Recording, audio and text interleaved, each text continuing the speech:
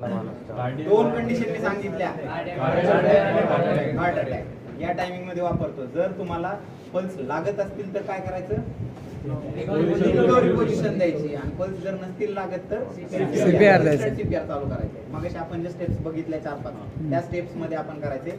आपण हे सिनारिओ एक इन्सिडेंट असं झालाय बाबा असं ग्राह्य धरून त्या पद्धतीने आपण पुढची प्रक्रिया करूया. ठीक आहे. आता सपोज कोणीतरी सडनली चालत जाते आणि रस्त्यात अचानक कोलॅप्स झालं, पडलं, काय झालंय काय नाही माहित नाहीये तुम्हाला. तुम्ही जवळ गेलाय, त्याला विचारायचंय काका किंवा जो कोणी मुलगा असेल मुलगी असेल त्याचं नाव गावात ओळखीचं असेल अनोळखी असेल त्या हिशोबाने त्याला दादा दीदी काय असेल ते आवाज द्यायचा. काका 2-3 वेळा आवाज करून चेक व्यवस्थित टॅप करायचंय. असं नाही की उगाच असं करतोय. त्याला व्यवस्थित टॅप करा. त्याला कळलं पाहिजे तो बेशुद्ध पडलेला आहे म्हणजे त्याला लगेच लक्षात येईल असं नाही. तर त्या पद्धतीने त्याला 2-3 वेळा टॅप करायचे. टॅप केल्यानंतर ही त्याचा रिस्पॉन्स जर नसते आली तर त्याला पिंच करायचे, आपल्याला चिमटा काढायचा आहे त्याला हाताला वगैरे शोल्डरवर तुम्ही चिमटा काढू. ठीक आहे. तर ते करून ही रिस्पॉन्स नसेल तर लगेच तुम्हाला काय सांगायचं, ॲम्ब्युलन्सला कोणाला तरी कॉल करायला लावायचे आजूबाजूला, आणि त्याच्यानंतर लगेच पल्स चेक करायची. कुठली पल्स, कॅरोटिड पल्स, मानेच्या इथली आपण मगाशी बघितली ना प्रत्येकाने आपापली, त्या टायमिंग त्या प्रकारे तुम्ही पल्स चेक करायची. पल्स जर तुम्हाला लागत नसेल तर इन्स्टंट सीपीआर आता काही स्टेप्स आहेत. सीपीआर मध्ये सगळ्यांनी अशा हात करा. उजवा हात, डॉमिनंट हात कोणता आहे तुमचा, उजवा ना. उजव्याने मोस्ट ऑफ लोकांचा उजवा असेल, काही लोकांचा डावाही असेल. हा स्ट्रेट हात केला. दुसरा नॉन डॉमिनंट जो असा काका, हे पोझिशनिंग इम्पॉर्टंट आहे. हे झालं दोन्ही निपलच्या मध्ये, म्हणजे छातीच्या एकदम बरोबर सेंटरला. निपल कुठं असतात, मध्ये. छाती थोडी वर राहते थोडी खाली राहते, निपल मध्ये राहतात, आणि त्याची सेंटरची बाजू हे दोन्ही निपलच्या मधली साईड. इथं तुम्ही प्रेशर द्यायचे. कशाने, त्याने पामचा बेड जो आहे हावाला पोर्शन, याने नाही. इथले हाड टोचायचे नाही, समोरच्याला त्रास होऊ शकतो त्याचा. ठीक आहे. तर पोझिशन त्याचे खाली प्लेन सरफेस आहे का नाही ते बघायचं. त्या रिस्पॉन्स चेक करायचा. त्याचा रिस्पॉन्स चेक करून झाल्यानंतर त्याचा रिस्पॉन्स येत नसेल तर पल्स चेक करायची. पल्स चेक करून तोपर्यंत ॲम्ब्युलन्सवाल्याला बोलायचे, पल्स चेक करायची. लगेच जर पल्स लागत नसेल तर सीपीआर चालू करायचा आहे. ह्या पोझिशनमध्ये तुम्ही जेव्हा हे इथं ठेवताय ऑर्नामेंट्स, आता माझ्या हातात कडे असं जो कोणाच्या काही हातात असेल जे की त्याला लागू शकतं त्या प्रोसेसच्या टायमिंगला, पटकन ह्या काढून ठेवायच्या गोष्टी. वेळ दवडवायचा नाही. आता बऱ्याच वेळा लक्षात येत नाही ह्या गोष्टी, पण त्याचा पण डॅमेज होऊ शकतो. काढून ठेवायचं. आता पोझिशनिंग घ्यायची. पोझिशनिंग घेताना असं नॉर्मल असं बसून असं करतो असं नाही चालत. हे एवढं रिलॅक्स पोझिशन नाही चालत. तुम्ही एकदम स्टँडिंग पोझिशन मध्ये असं बसले जरी असले तरी तुम्ही खडे पाहिजेत, कारण तेवढं प्रेशर द्यायला, तेवढा जोर द्यायला तशी पोझिशन गरजेची आहे. त्याशिवाय प्रेशर पडत नाही. ठीक आहे. ही पोझिशन घेतली. जेव्हा तुम्ही इथं सेंटरला ठेवताय हात, तेव्हा हाताची पोझिशन एकदम स्ट्रेट पाहिजे, एक अलाइंड पाहिजे पोझिशन. ठीक आहे. त्याच्यानंतर ही पोझिशन घेतली. ही तुमची चीन आहे का, चीन ह्याच्या लेवलला, हाताच्या लेवलला. ही हनवटी जी आहे ही एका लाईन मध्ये आले पाहिजे. नाहीतर असा जातोय मी पुढे जोर देतोय त्याला जास्त डॅमेज होऊ शकतो. ठीक आहे. कळले तुम्हाला सगळ्यांना.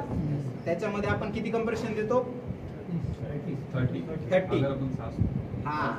तर जर आपण रेस्क्यू ब्रीथ पण देणार असेल तर 30 कंप्रेशन 20 ब्रीथ. आणि जर आपण त्याची जर हेल्थ कंडिशन, बऱ्याचदा कसं असतं की कंडिशन व्यवस्थित नसते त्याची, मग मावा खाल्लाय बाबा काहीतरी व्यसन आहे, आपण तोंडाला तोंड लावायला हेजिटेट करतो ह्या गोष्टी. बऱ्याचदा तुम्ही अशा सिच्युएशनमध्ये जर वेळ महत्वाची असेल त्या टायमिंगला, तसं जर हेजिटेट करतोय तर मास्क ठेवू शकता त्याच्या तोंडावर. मास्क थ्रू तुम्ही देऊ शकता ब्रीथ, किंवा रुमाल असतो सगळ्यांकडून, रुमाल टाकून रुमाला थ्रू तुम्ही रेस्क्यू ब्रीथ देऊ शकता.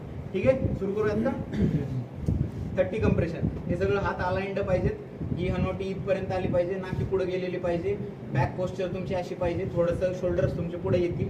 ऑब्विस आहे, नॉर्मल येते, पण पूर्ण जोर त्याच्या शरीरावर जाईल असं नाही करायचे. ठीक आहे. 30 कंप्रेशन द्यायचे आपल्याला. किती, काउंट करा.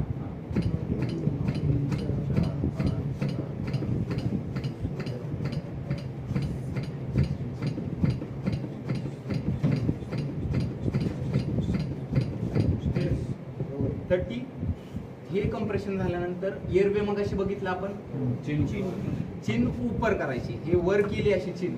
हे अशा पद्धतीनं माणसाची अशी मान असेल तर अशी झाली पाहिजे, तेव्हा हे श्वसन नलिका ओपन होणार आहे. आपल्याला वर करायची आणि जितका मोठा श्वास घेता येईल तितका मोठा श्वास घ्यायचा आहे तुम्ही. आधी पूर्ण लंग्स तुमची जेवढी कॅपॅसिटी आहे लंग्सची तेवढी पूर्ण फील करायची आहे.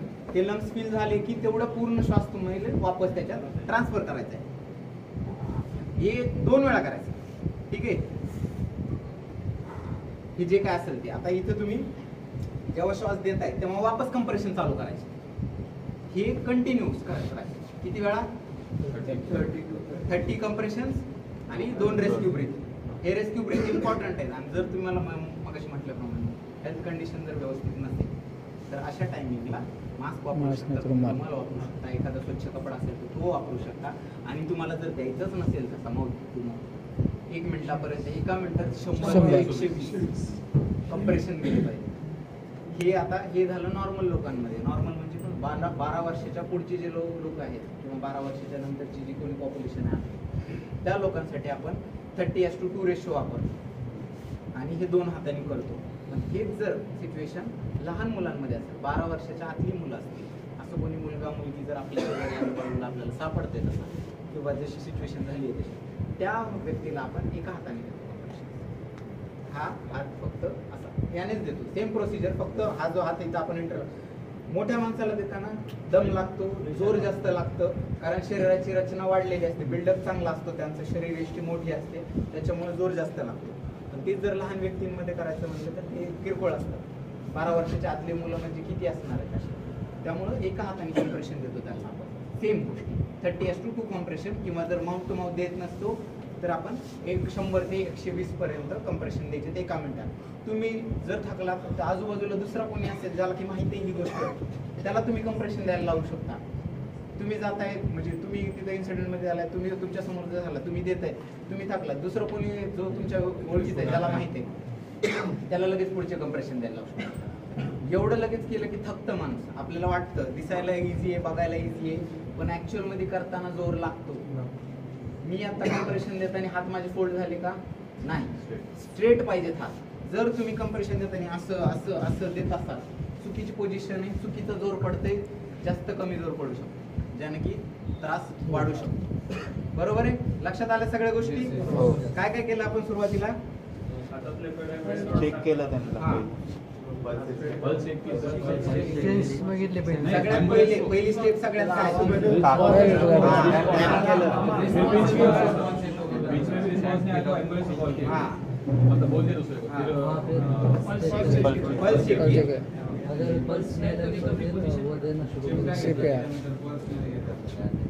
रिस्पॉन्स चेक करायचा आहे पहिल्यांदा. काका माझा आवाज येतोय का? काका तुम्ही मला ऐकू शकता का? नाही रिस्पॉन्स आलाय, चिमटा घेतला, चिमटा घेऊन पण नाही रिस्पॉन्स आलाय, लगेच पल्स चेक केली. पल्स चेक करत करत तोपर्यंत दुसऱ्याला म्हटलं की 108 नंबरला कॉल कर बाबा.